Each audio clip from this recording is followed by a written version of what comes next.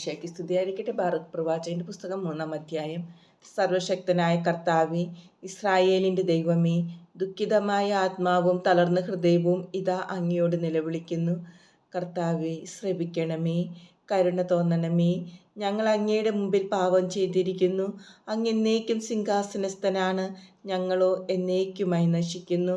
സർവശക്തനായ കർത്താവേ, ഇസ്രായേലിന്റെ ദൈവമേ, ഇസ്രായേലിലെ മരണത്തിന് ഒഴിഞ്ഞിട്ടവരുടെ ഞങ്ങളുടെ ദൈവമായ കർത്താവിൻ്റെ സ്വരം ശ്രവിക്കാതെ അവിടുത്തെ മുമ്പിൽ പാപം ചെയ്യുകയും അങ്ങനെ ഞങ്ങളുടെ മേൽ അനർത്ഥം വരുത്തി വയ്ക്കുകയും ചെയ്തവരുടെ മക്കളുടെ പ്രാർത്ഥന ശ്രവിക്കണമേ.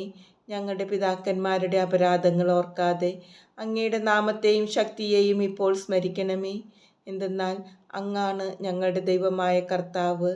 കർത്താവെ, അങ്ങയെ ഞങ്ങൾ സ്തുതിക്കും. അങ്ങയുടെ നാമം വിളിച്ചപേക്ഷിക്കുന്നതിനായി അങ്ങയെക്കുറിച്ചുള്ള ഭയം ഞങ്ങളുടെ ഹൃദയത്തിൽ അങ്ങ് നിക്ഷേപിച്ചു. അങ്ങയുടെ മുമ്പിൽ പാപം ചെയ്ത ഞങ്ങളുടെ പിതാക്കന്മാരുടെ അകൃത്യങ്ങൾ ഞങ്ങൾ ഹൃദയത്തിൽ നിന്ന് ഉപേക്ഷിച്ചിരിക്കുന്നതിനാൽ ഞങ്ങളുടെ പ്രവാസത്തിൽ ഞങ്ങൾ അങ്ങയെ പുകഴ്ത്തും. ഞങ്ങളുടെ ദൈവമായ കർത്താവിനെ ഉപേക്ഷിച്ച ഞങ്ങളുടെ പിതാക്കന്മാരുടെ അകൃത്യങ്ങൾ നിമിത്തം ഞങ്ങൾ നിന്ദയും ശാപവും ശിക്ഷയും ഏറ്റുകൊണ്ട് അങ്ങ് ഞങ്ങളെ ചിതറിച്ചു കളഞ്ഞ ഇടങ്ങളിൽ ഇതാ ഞങ്ങൾ ഇന്നും പ്രവാസികളായി കഴിയുന്നു. യഥാർത്ഥ ജ്ഞാനം. ഇസ്രായേലേ, ജീവന്റെ കൽപ്പനകൾ കേൾക്കുക, ശ്രദ്ധാപൂർവം ജ്ഞാനം ആർജിക്കുക. ഇസ്രായേലേ, നീ ശത്രുരാജ്യത്ത് അകപ്പെടാൻ എന്താണ് കാരണം? വിദേശത്ത് വച്ച് വാർദ്ധക്യം പ്രാപിക്കുന്നത് എന്തുകൊണ്ട്? മൃതരോടൊപ്പം അശുദ്ധനാകാൻ കാരണമെന്ത്? പാതാളത്തിൽ പതിക്കുന്നവരോടൊപ്പം നീ ഗണിക്കപ്പെടുന്നത് എന്തുകൊണ്ട്? ജ്ഞാനത്തിൻ്റെ ഉറവിടം നീ പരിത്യജിച്ചു. ദൈവത്തിൻ്റെ മാർഗത്തിൽ ചരിച്ചിരുന്നെങ്കിൽ നീ എന്നേക്ക് സമാധാനത്തിൽ വസിക്കുമായിരുന്നു. ജ്ഞാനവും ശക്തിയും വിവേകവും എവിടെയുണ്ടെന്നറിയുക. ദീർഘായുസ്സും ജീവനും സമാധാനവും കണ്ണുകൾക്ക് പ്രകാശവും എവിടെയുണ്ടെന്ന് അപ്പോൾ നീ ഗ്രഹിക്കും. അവളുടെ നികേതനം ആരാണ് കണ്ടെത്തിയത്? ആർ അവളുടെ കലവറയിൽ പ്രവേശിച്ചിട്ടുണ്ട്? ജനതകളുടെ രാജാക്കന്മാർ എവിടെ? ഭൂമിയിലെ മൃഗങ്ങളെ ഭരിക്കുന്നവരെവിടെ? ആകാശത്തിലെ പക്ഷികളെ കൊണ്ട് വിനോദിക്കുന്നവർ എവിടെ? എത്ര കിട്ടിയാലും മതി വരാത്ത സ്വർണത്തിലും വെള്ളിയിലും വിശ്വാസമർപ്പിച്ച് അത് സംഭരിച്ചു വയ്ക്കുന്നവരെവിടെ? പണം നേടാൻ ആർത്തി പൂണ്ട് അതിരറ്റ് അധ്വാനിക്കുന്നവരെവിടെ? അവർ അപ്രത്യക്ഷരായി പാതാളത്തിൽ നിബന്ധിച്ചു. അവരുടെ സ്ഥാനത്ത് മറ്റുള്ളവർ വന്നിരിക്കുന്നു. പുതുതലമുറ പകൽ വെളിച്ചം കാണുകയും ഭൂമിയിൽ വസിക്കുകയും ചെയ്തു. എന്നാൽ അറിവിലേക്കുള്ള മാർഗം അവർ പഠിച്ചില്ല. അവളുടെ പാതകൾ മനസ്സിലാക്കിയില്ല, അവളെ കരസ്ഥമാക്കിയുമില്ല. അവയുടെ പുത്രന്മാർ അവളുടെ പാതയിൽ നിന്ന് വ്യതിചലിച്ച് അകന്നുപോയി. കാനാനിൽ അവളെപ്പറ്റി കേട്ടിട്ടില്ല, തേമാനിൽ അവളെ കണ്ടിട്ടില്ല.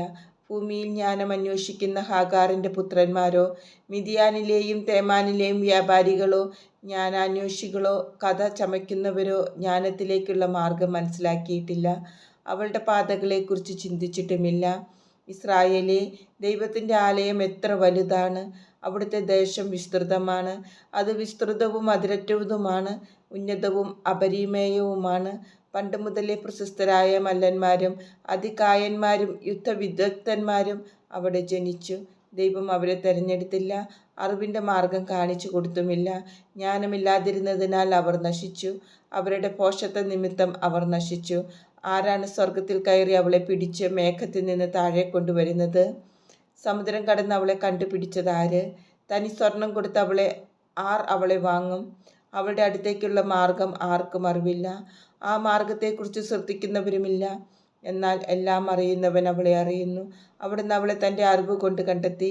എന്നേക്കുമായി ഭൂമിയെ സ്ഥാപിച്ചവൻ അത് നാൽക്കാലികളെ കൊണ്ട് നിറച്ചു. അവിടുന്ന് പ്രകാശം അയക്കുന്നു, അത് പോകുന്നു. അവിടുന്ന് വിളിച്ചു, ഭയത്തോടുകൂടെ അതനുസരിച്ചു. നക്ഷത്രങ്ങൾ തങ്ങളുടെ യാമങ്ങളിൽ പ്രകാശിക്കുകയും ആഹ്ലാദിക്കുകയും ചെയ്തു. അവിടുന്ന് അവയെ വിളിച്ചു, ഇതാ ഞങ്ങൾ എന്ന് അവ പറഞ്ഞു. തങ്ങളെ സൃഷ്ടിച്ചവനു വേണ്ടി അവ സന്തോഷപൂർവ്വം മിന്നിത്തിളങ്ങി. അവിടുന്നാണ് നമ്മുടെ ദൈവം, അവിടുത്തോട് തുലനം ചെയ്യാൻ ഒന്നുമില്ല. അവിടുന്ന് അറിവിലേക്കുള്ള എല്ലാ വഴികളും കണ്ടെത്തി. അവളെ തൻ്റെ ദാസനായ യാക്കോബിന്, താൻ സ്നേഹിച്ച ഇസ്രായേലിന് കൊടുത്തു. അനന്തരം അവൾ ഭൂമിയിൽ പ്രത്യക്ഷപ്പെടുകയും മനുഷ്യരുടെ ഇടയിൽ വസിക്കുകയും ചെയ്തു.